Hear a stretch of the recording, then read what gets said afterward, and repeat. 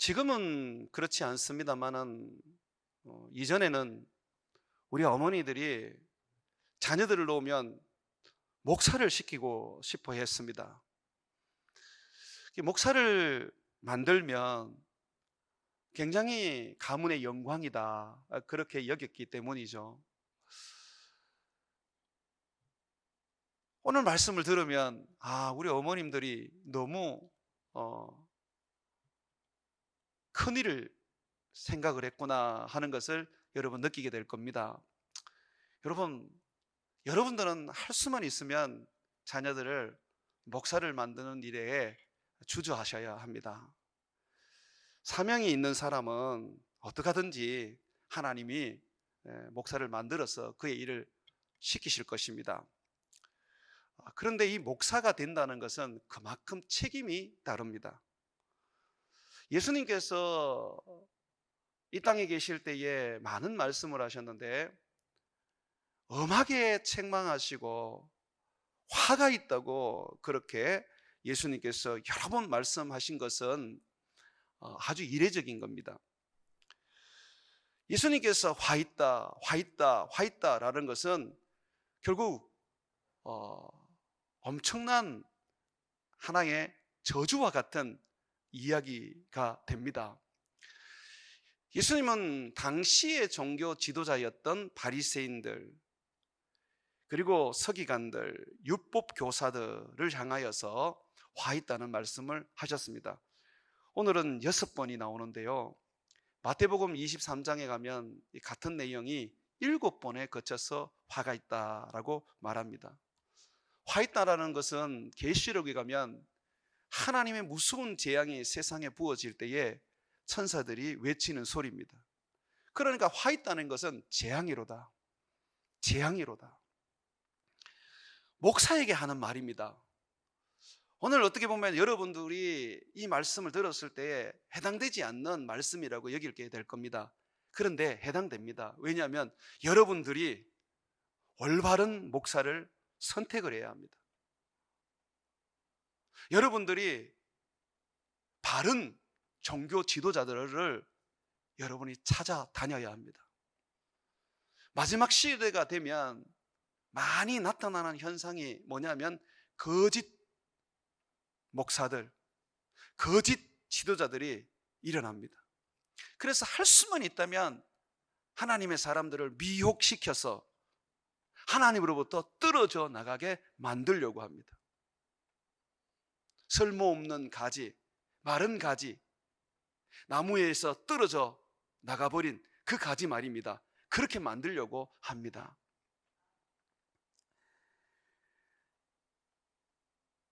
예수님께서 한 바리새인의 점심 식사 초대를 받고 그 집에 들어가시게 됐는데, 예수님은 초대받은 그 집에 많은 바리새인들이 함께 있는 것을 보시고 그들에게 아주 엄하게 책망을 하셨습니다. 재앙이로다, 너희는 재앙이로다.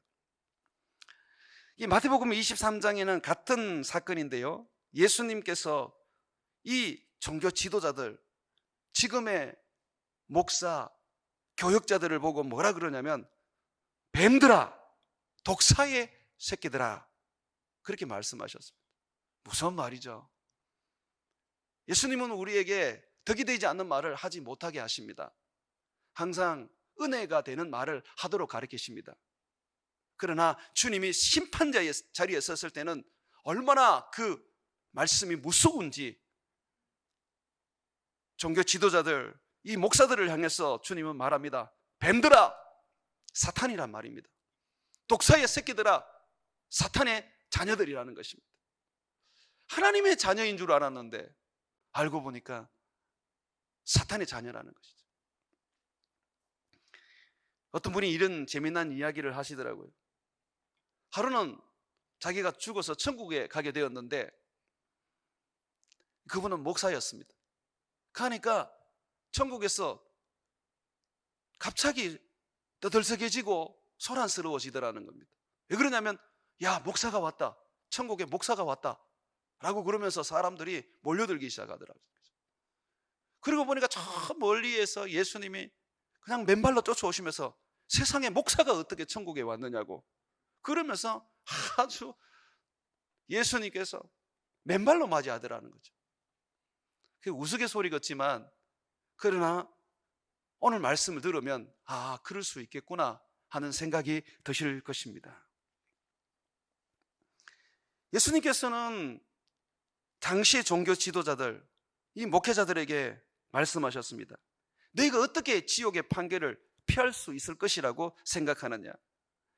너희는 천국 문을 사람들 앞에서 닫아버리고 너희도 들어가지 않을 뿐더러 사람들도 못 들어가게 만든다. 뿐만 아니라 너희가 교인 한 사람을 얻기 위해서 바다와 육지를 두루 다니다가 하나 딱 생기면 너희보다 배나 더 지옥 자식이 되게 한다.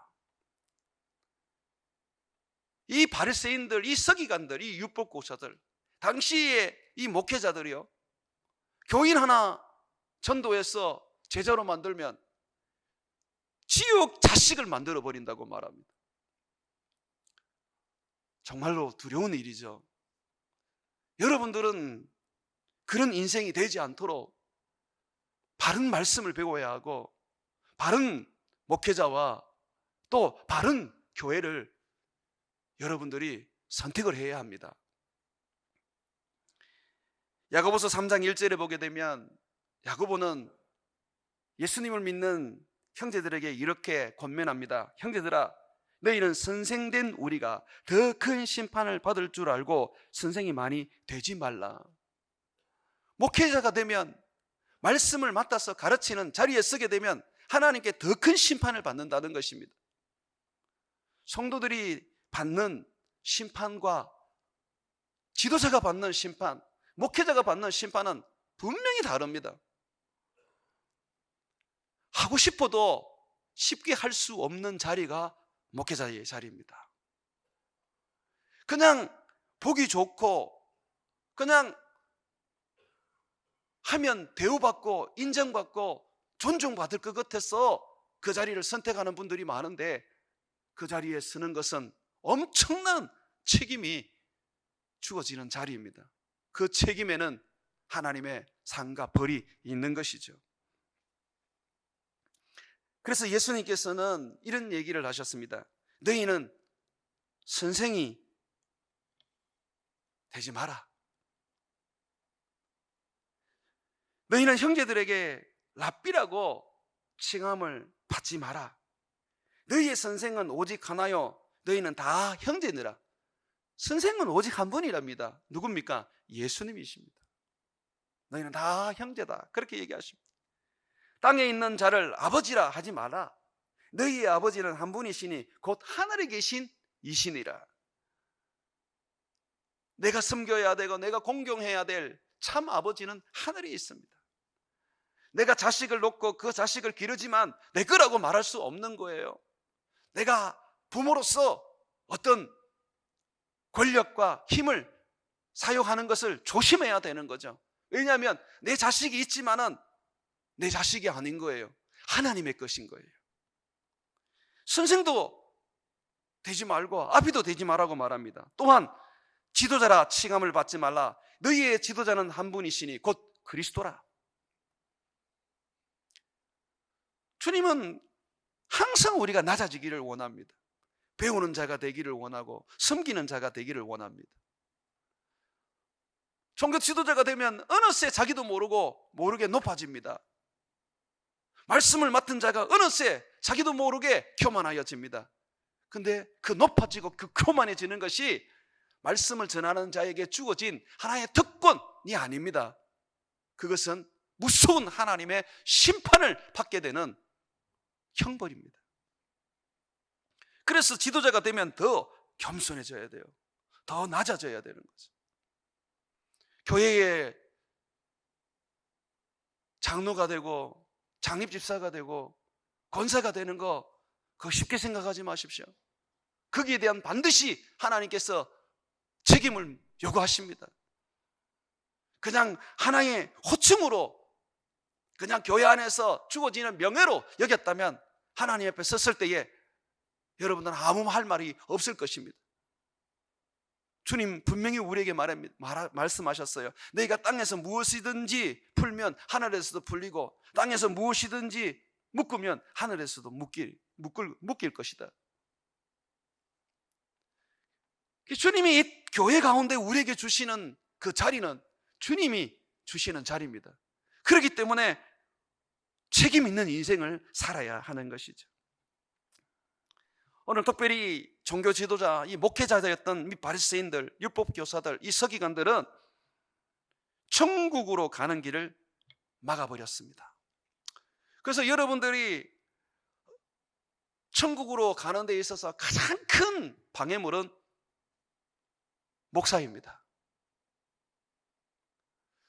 목사는 여러분들을 천국으로 가는 길에 인도해야 될 인도자여야 합니다.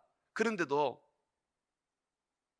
오늘 말씀은 우리에게 다르게 얘기합니다. 유대인들을 천국으로 인도하는 이 바리새인들, 서기관들, 이 율법 교사들, 이 종교 지도자들, 이 목회자들은 바로 천국으로 가는 길을 막아버린 자들이라고 말합니다. 예수님은 이들의 특징을 한마디로 이렇게 말씀하십니다. 겉과 속이 다르다. 껍데기는 화려해 보이고 멋있게 보이는데 그 속은 추악하고 더럽다는 것입니다. 껍데기는 겉이라는 것은 우리가 볼 수 있지만 이 속이라는 거, 이 사람의 이 내면이라는 것은 우리가 볼 수 없습니다. 사람의 생각을 우리가 알 수 있겠습니까?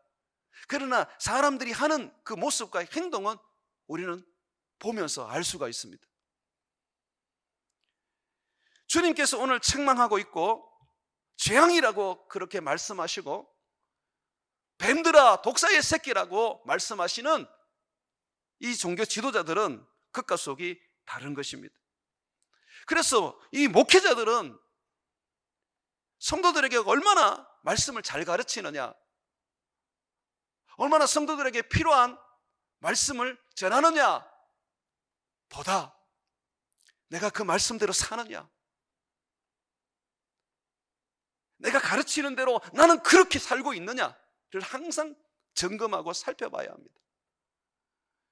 자기도 그렇게 살지 않으면서 그것을 교인들에게 가르친다면 주님은 오늘 분명하게 말할 것입니다. 화로다, 재앙이로다.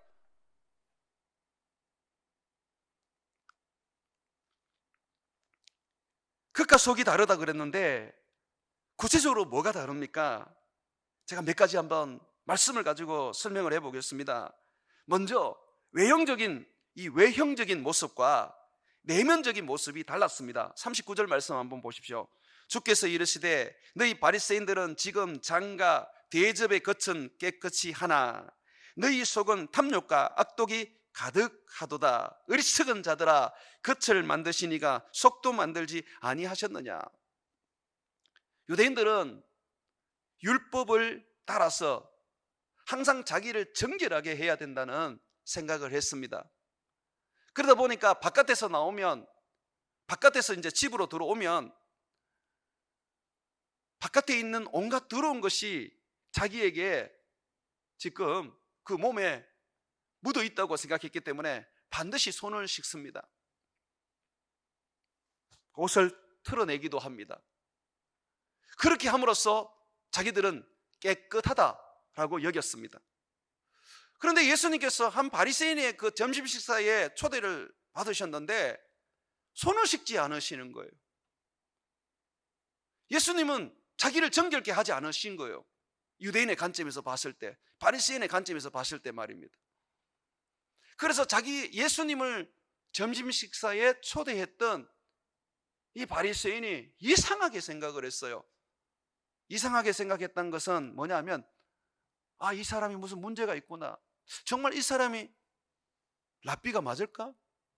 사람들이 말하는 구원자가 맞을까? 라고 생각했다는 것입니다.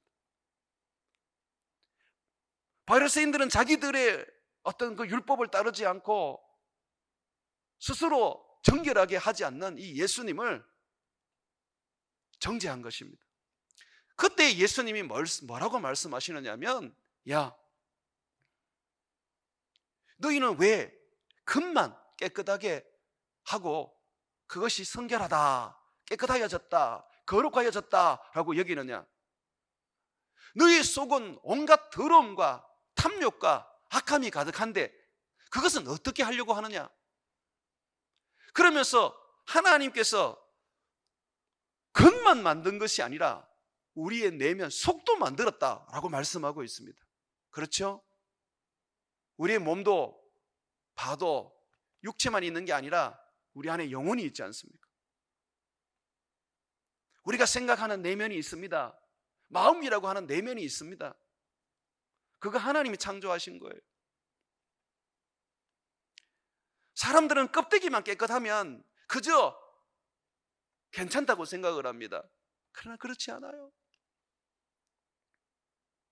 어떤 한 분이 그런 얘기를 하시더라고요. 목사님, 저는 쉬지 않고 죄를 짓는 것 같습니다. 그래서 제가 왜 그렇게 생각하십니까? 그랬더니 정말 마음을 다해서 예배를 드리는데, 주일날 마음을 다해서 예배를 드리는데 의도치 않게 순식간에 다른 생각을 해버린답니다.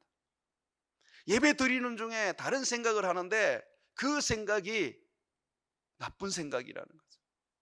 자기도 깜짝 놀라는다. 그래서 빨리 그 생각을 끊어버리고 다시 예배에 집중하지만 자기는 그 순간에 나는 끊임없이 죄를 짓는구나 라는 것을 느끼게 되었다는 것이죠. 그게 우리들입니다. 껍데기 아무리 깨끗하게 해도 속이 더럽고 추악하면 그 사람을 거룩하게 할 수가 없는 거예요. 그러면 이 말씀 속에서 우리가 받을 교훈이 뭡니까? 주님은 외형적인 것 가지고 시비를 걸지 말라는 겁니다. 온갖 마음은 더러운 것과 악한 것이 가득하면서 식사할 때는 항상 손을 모아서 기도하고 자기 전에는 성경을 펴서 성경을 읽고 아침에 일어나면 새벽에 기도를 하고 이런 것으로 너희가 거룩하다고 여기지 말라는 것입니다.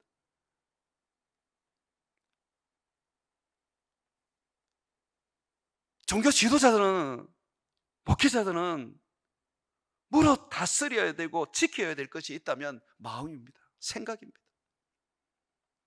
내 마음의 교만과 탐심과 악함이 생길 때마다 끊임없이 성령을 힘입어서 깨트려야 되는 겁니다.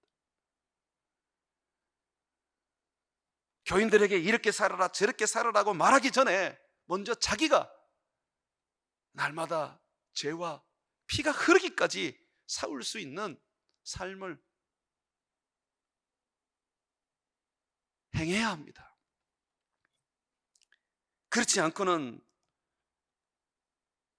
가르치는 자의 자리에 서서는 아니 되는 것이죠. 예수님은 그럼 어떻게 하는 것이 깨끗하는 것이냐라고 할 때에 41절에 말씀해 주고 있습니다. 그 안에 있는 것으로, 그 안이라는 건 뭡니까? 우리 안에 있는 것으로, 우리 안에 있는 악한 거 말고 선한 것, 자비와 긍휼과 불쌍히 여기는 것과 누군가를 돕고자 하는 그런 마음, 이런 것으로 어떻게 합니까? 구제하라고 말합니다. 구제하라는 게 뭡니까? 남을 도와라는 거죠. 길을 가다가 어떤 할머니 한 분이 길을 잃고 두려워하면서 누군가의 도움을 구하고 있다라고 할 때 우리가 그 도움이 되어야 한다는 것입니다. 그럴 때에 내가 거룩함을 잊게 되는 것입니다. 성경은 그렇게 얘기합니다. 다시 한번 보십시오. 41절에 그 안에 있는 것으로 구제하라. 그리하면 모든 것이 너희에게 깨끗하리라. 우리 안에 있는 선한 것을 끄집어내어서 그것을 실천해야 하는 것입니다.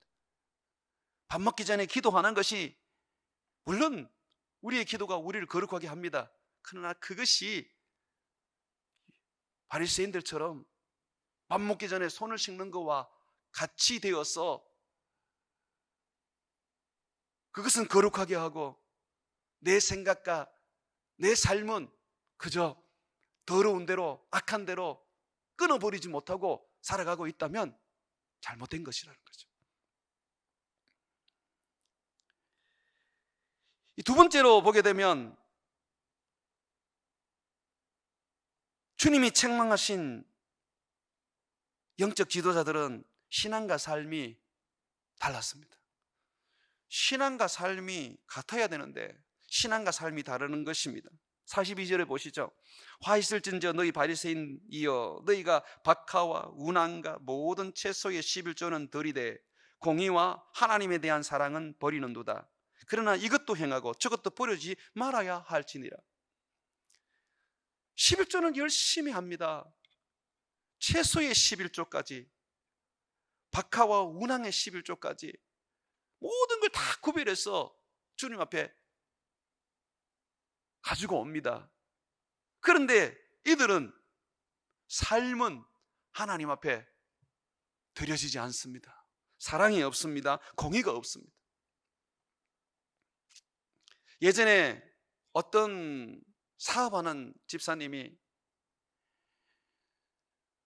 부도를 맞이하게 되었습니다.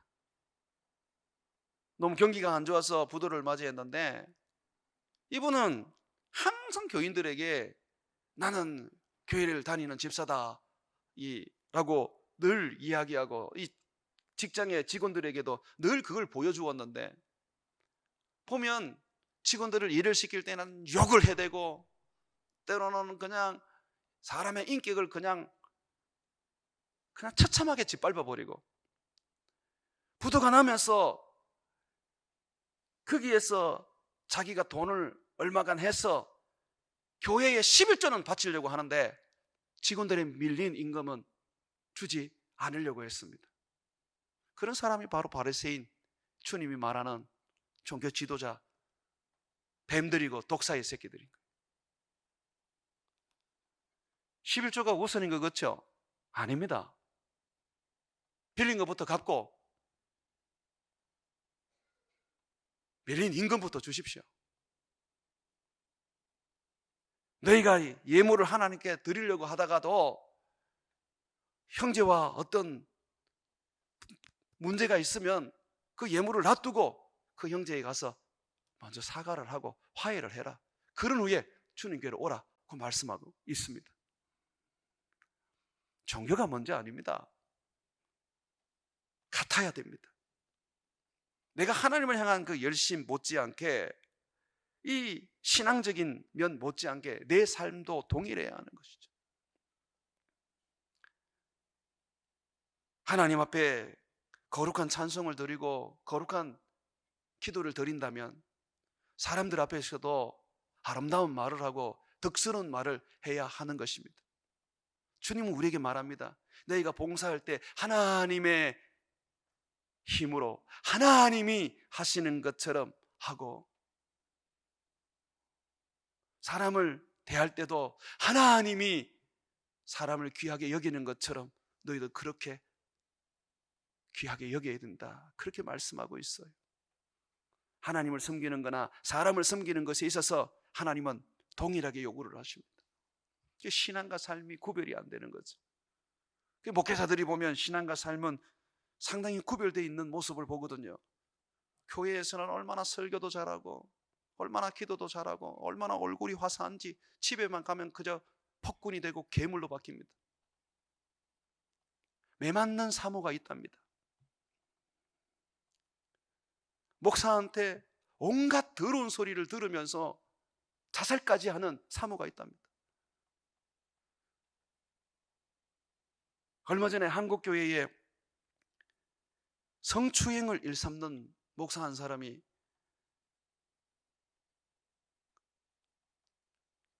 유수 고발에 나왔어요. 이 사람은 가는 데마다 성추행이 있었어요.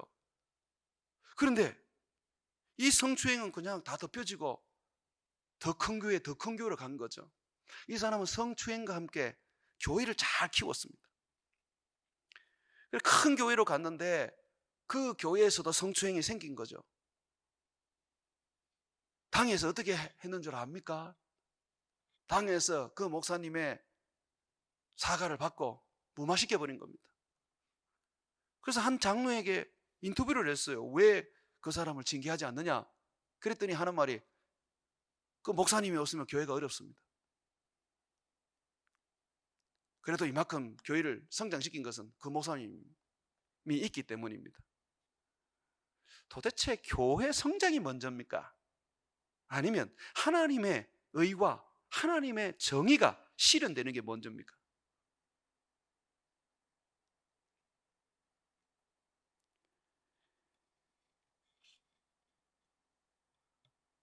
회개라는 것은 기회를 줄 수 있는 겁니다.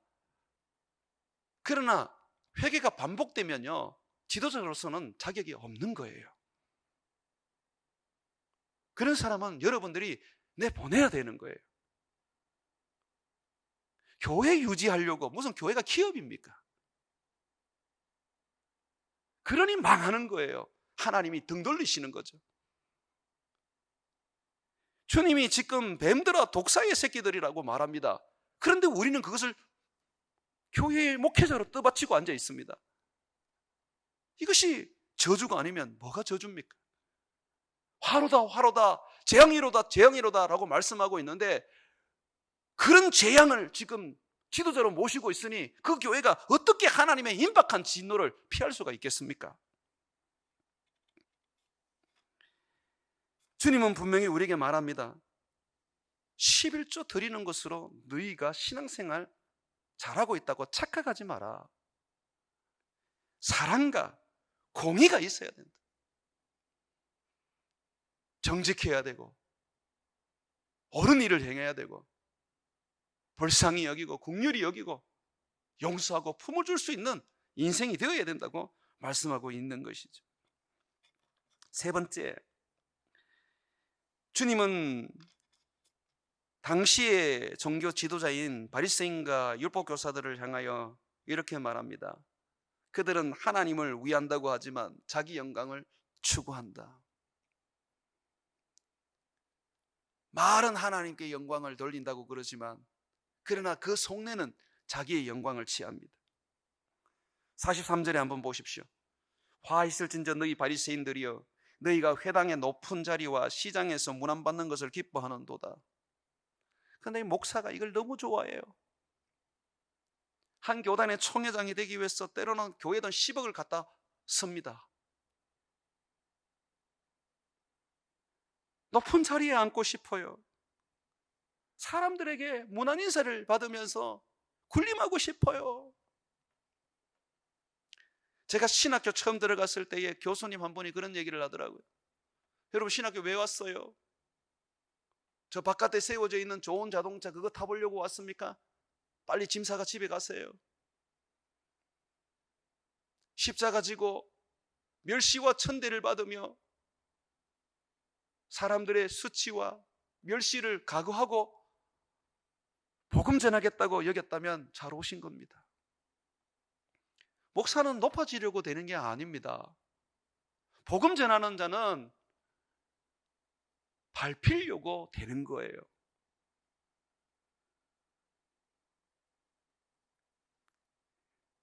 회당의 높은 자리에 서서 사람들에게 인정받고 사람들에게 높임을 받는 것이 하나님께 원수가 된다는 것을 잊지 말아야 합니다.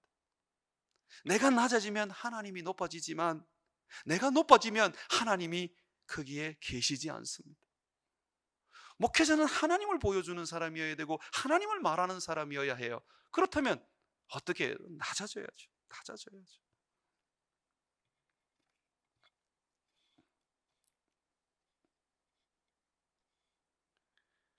한 번은 제가 그런 고민을 한 적이 있습니다. 바지 사장이 있듯이 바지 목사로 살 수 있을까?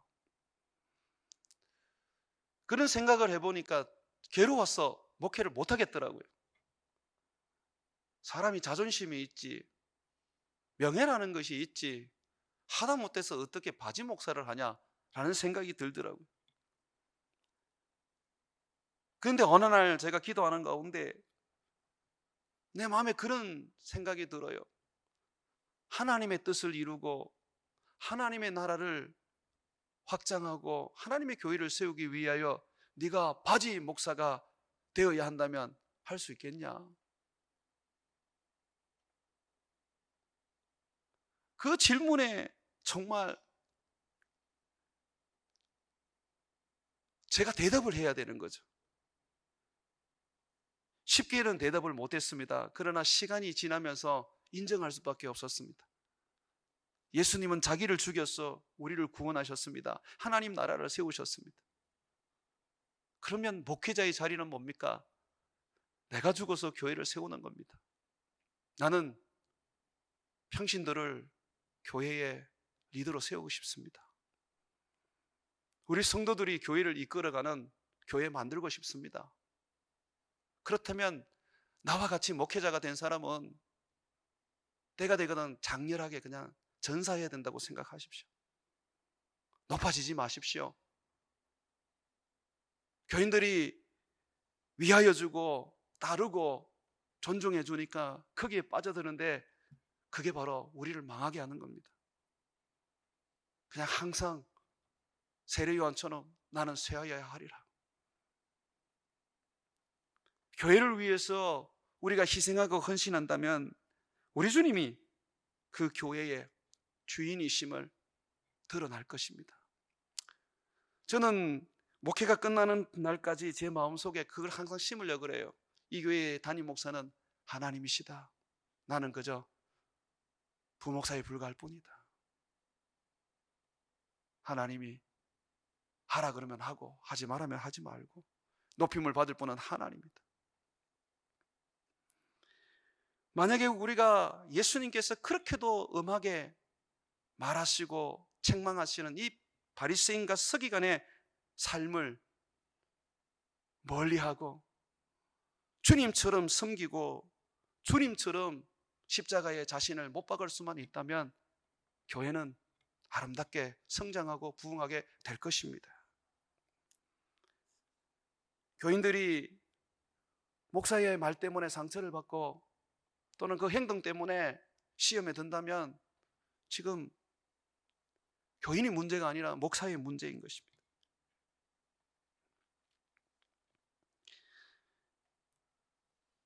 종교 지도자로서 하나님을 보여주고 하나님을 영화롭게 하지 않고 이 사람들은 항상 자기가 높임을 받고자 했습니다. 마태복음 23장 5절과 7절에 봐도 그들의 모든 행위를 사람에게 보이고자 하나니, 모든 행위를 사람에게 보이는 거예요. 하나님께 안 보이는 거예요. 기도를 해도 그렇고 금식을 해도 그렇고 구제를 해도 그렇고 옷 입고 다니는 것도 다 그래요. 곧 그 경문띠를 넓게 하고 옷수를 길게 하고 잔치의 윗자리와 회당의 높은 자리와 시장에서 문안받는 것과 사람에게 랍비라 칭함을 받는 것을 좋아하느니라.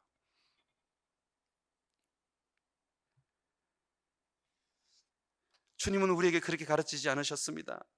기도할 때에 골방에 들어가서 기도하고 금식할 때는 너희가 금식하는 것을 아무도 알지 못하도록 평상시와 같이 그렇게 행동을 하고, 구제할 때는 나팔을 불지 말고 오른손이 하는 일을 왼손이 모르게 하라고 가르치셨습니다. 그게 주님이 원하는 그리스도인의 삶이요, 그 삶을 앞서서 보여주어야 할 것이 목회자인 것입니다. 교인들은 결국은 앞장서 있는 목회자가 어떤 모습을 보여주느냐에 따라서 그 모습을 배우고 담는 것이죠. 저는 어떤 분이 이런 얘기를 하셨는데 저는 동의합니다. 교인이 교만한 것은 목사가 교만한 것이고, 교인이 세상적인 것은 목사가 세상적이기 때문에 그렇고,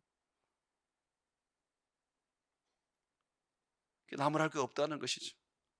저는 동의합니다. 네 번째로 주님은 뭐가 다르냐라고 할 때에 주님은 이 목회자들의 내면은 죽어 있었습니다.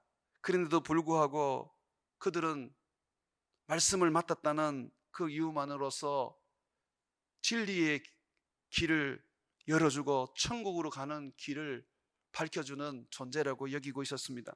44절 한번 보십시오.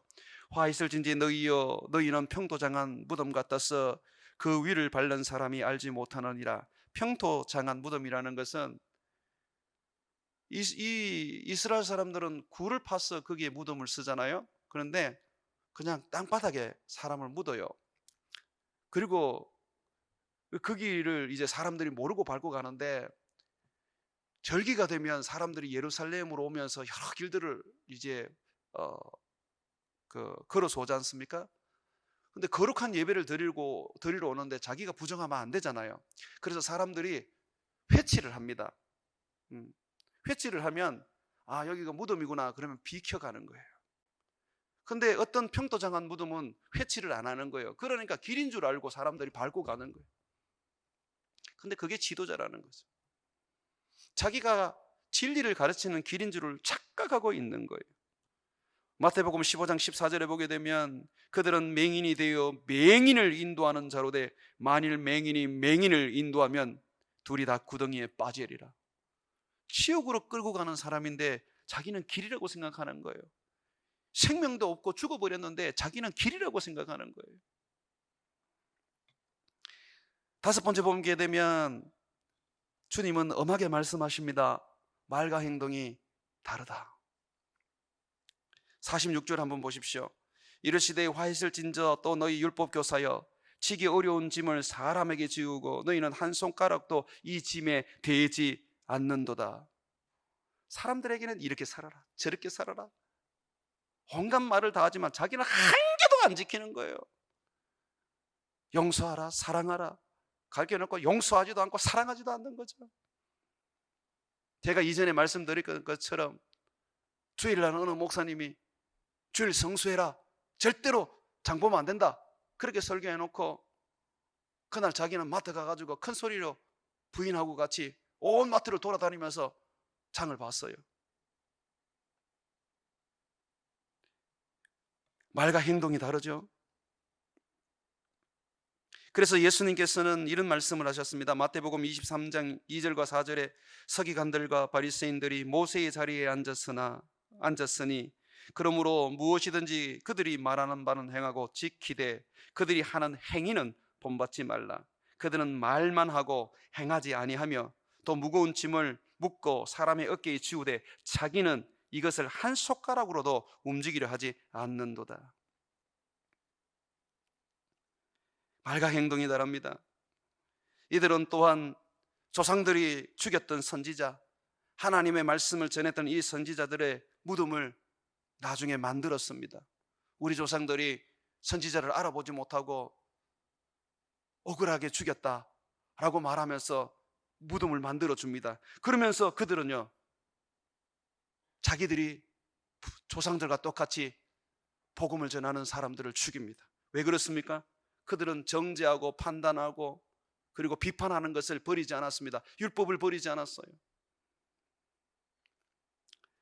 47절에 보게 되면 화 있을진저 너희는 선지자의 무덤을 만드는도다. 그들을 죽인 자도 너희 조상들이로다. 이와 같이 그들은 죽이고 너희는 무덤을 만드니 너희가 모든 조상의 행한 일에 정인이 되어 옳게 여기는도다.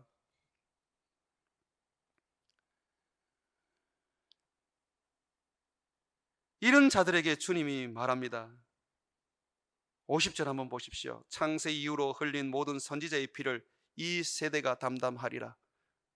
그래서 유대인들이요 그 당시 로마에 완전히 나라가 점령이 되었고 뿔뿔이 흩어져서 수백 년 동안 나라 없는 백성으로 살았습니다. 반드시 하나님은 말과 행동이 다른 자들에게 대하여 심판을 하십니다. 마지막입니다. 이들은 뭐가 다르냐면요 성경은 같으나 교훈이 다릅니다. 하나님의 말씀을 가지고 가르치지만 왜곡시키고 변질시켜서 다르게 가르칩니다. 성경 펴놓고 설교한다고 똑같은 설교줄 압니까? 52절 보게 되면 화 있을진저 너희 율법 교사여 너희가 지식의 열쇠를 가져가서 성경을 가져가서 너희도 들어가지도 않고 들어가고자 하는 자를 막는다고 했습니다. 이들의 교훈은 정말 어처구니가 없었습니다. 예를 들어서 맹세에 대한 교훈을 한다 했을 때 이들은 이런 얘기를 합니다. 성전을 향해서 맹세를 하면 그 맹세를 못 지켜도 괜찮다. 그런데 성전에 있는 금으로 맹세를 하면 반드시 지켜야 된다. 그 예수님이 말씀하십니다. 도대체 어느 것이 크냐? 성전이 크냐? 아니면 성전의 금이 크냐? 성전은 예수님을 보여주는 겁니다. 성전은 하나님의 임재하시는, 하나님의 이름을 두시는 곳입니다. 금이 아니잖아요. 성전이잖아요. 그런데 그렇게 가르친다는 겁니다. 또 이렇게 그들은 가르칩니다. 사람들은 제단, 짐승을 태워서 제사 드리는 그 제단에다가 맹세를 하면 그 맹세를 못 지켜도 괜찮지만은 그 위에 있는 예물로 맹세를 하면 지켜야 한다. 도대체 제단이 더 크냐 아니면 그 예물이 더 크냐? 예수님이 묻습니다. 예물을 거룩하게 하는 것이 제단인데 제단이 더 큰 것이 아니냐? 잘못 가르치는 거죠. 오늘날 우리는 많은 사람들에게 잘못 가르침을 받고 있습니다. 그렇기 때문에 목사는 학문이 되어야 됩니다. 공부해야 됩니다. 성경을 알아야 됩니다. 기도가 좀 부족해도, 교회를 운영하는 부분이 좀 미숙해도 괜찮아요. 성경에 능해야 되는 것이죠. 그 성경을 잘못 가르치면 결국은 사람들을 잘못된 길로 가게 해서 결국 천국으로 들어가지 못하게 만든단 말입니다. 그러므로 목회자가 되고자 하고 말씀을 맡은 자들은 끊임없이 성경과 실험해야 되고, 이것이 정말 주님의 말씀인가 묵상하며 살펴봐야 합니다.